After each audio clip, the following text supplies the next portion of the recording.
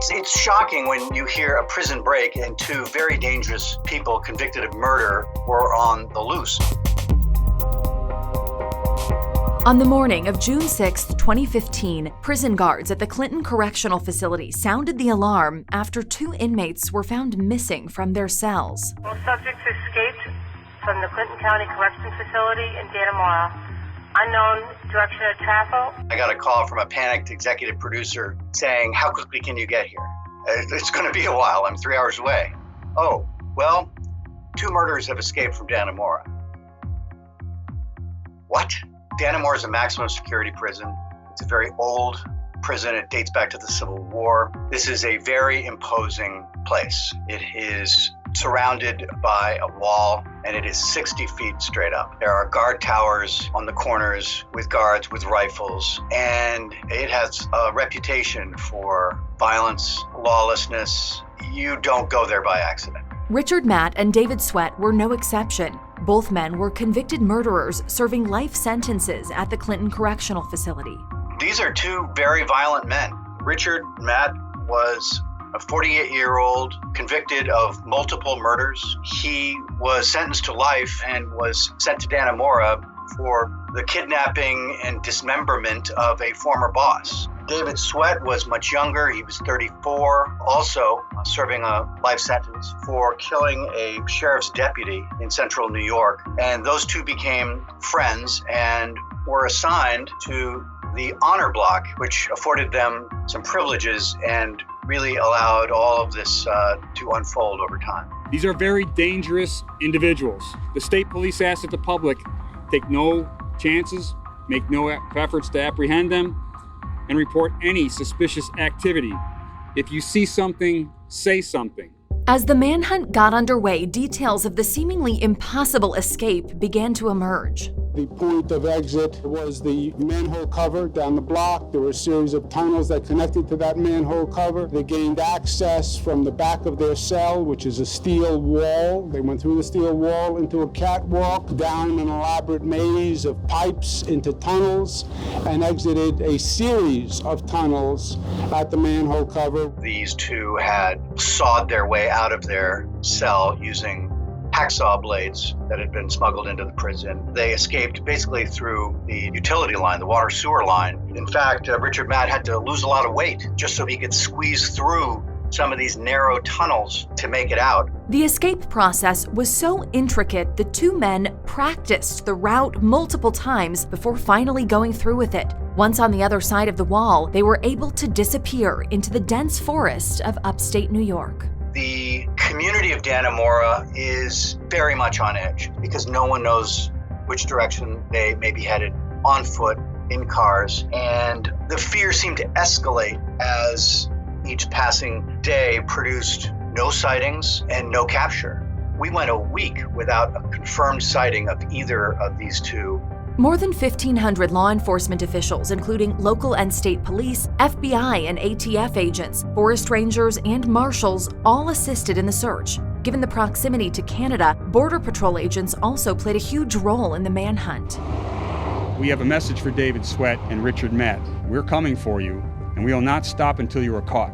We will search under every rock, behind every tree and structure until we are confident that that area is secure. It was 1 or 2 o'clock in the morning when the police called our newsroom and said, "Would you please broadcast to your viewers that if they live in there were a couple of towns near Dannemora, and if they are in those areas and they have backyard floodlights, to please turn them on so that we can search from the air. Stay inside, keep your doors locked, but it will help us to search." The normal safe procedures, we don't normally do that in our town.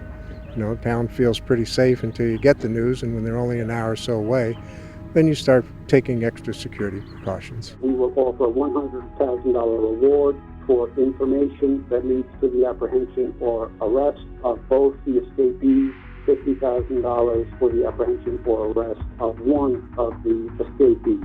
The search continued for nearly 3 weeks before Richard Matt was spotted 50 miles away in Franklin County, New York on June 26th. Search parties were alerted to his presence after he fired a shotgun he had stolen from a hunting camp.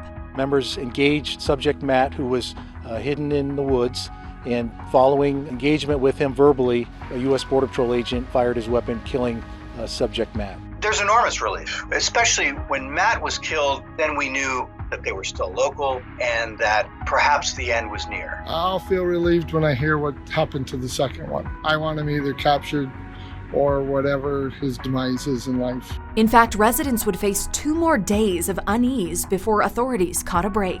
David Sweat was captured a few miles away as he was making a run for the U.S.-Canadian border, and a state police officer recognized him, shot him in the leg, and was able to recapture him alive.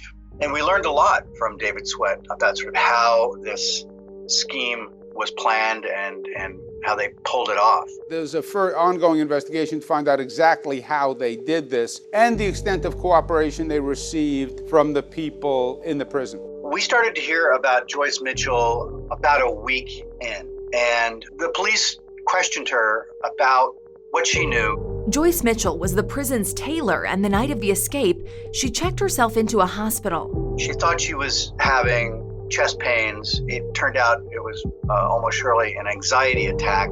After Sweat pleaded guilty to escape and had years added to his existing life sentence, he revealed the truth. The felons did have help inside the giant concrete walls of Dannemora's prison. Joyce Mitchell not only knew about and helped make the escape possible, but she had plans to pick the 2 men up once they were outside the prison walls. That's when she had second thoughts, and her anxiety about the situation landed her in the hospital. We learned later, after she was questioned by the police, that she had a very central role in all of this.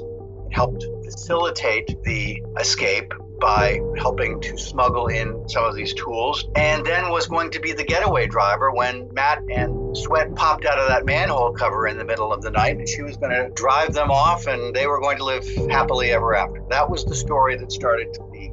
Mitchell told investigators the 2 prisoners treated her nicely and that she was caught up in the, quote, fantasy. Rumors of an affair with Matt swirled, but Mitchell denied ever having physical contact with the inmate beyond a kiss. She eventually pleaded guilty to a felony charge of promoting prison contraband and a misdemeanor of criminal facilitation. She was sentenced to 2.5 to 7 years behind bars.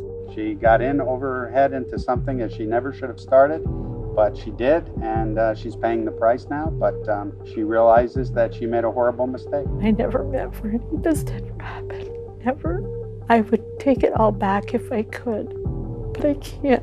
There's a line, and when the line is stepped over, then action has to be taken. The sense in the community was that Joyce Mitchell got what she deserved, that she was a fool, that she had broken the rules, broken the law, and allowed this extraordinarily dangerous manhunt and made it all possible. Corrections Officer Gene Palmer also pleaded guilty to helping Matt and Sweat escape by supplying them with tools in exchange for artwork. He also gave them access to the catwalk behind their prison cells to do electrical work, the same catwalk that would later be used in the escape.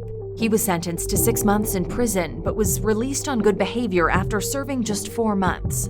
Locals were not happy to learn that Matt and Sweat had been given so many privileges in what they called the honor block. They were able to cook their own meals. They didn't have to wear prison outfits. They had a phone, television. But ultimately, you rely on the integrity of prison employees. They have rules for a reason. And Joyce Mitchell and Gene Palmer allowed this to happen, helped to facilitate this to varying degrees. This could be a book for Mike Barnacle to write.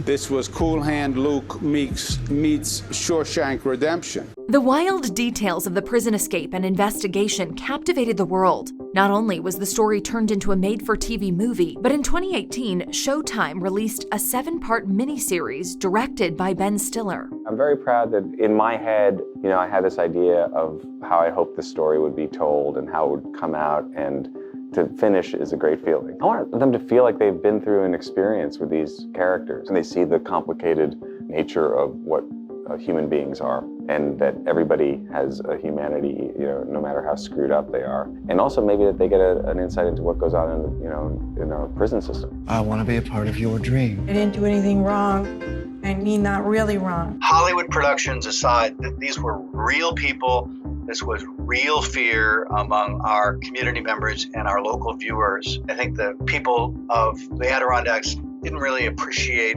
the reopening of the wound, having to see the big show and see how they were portrayed rather darkly. So 5 years later, I think folks in the Adirondacks would just soon put this behind them. On February 8, 2020, Joyce Mitchell was released on parole after serving 5 of her 7-year sentence. In total, the manhunt cost the state of New York around $23 million.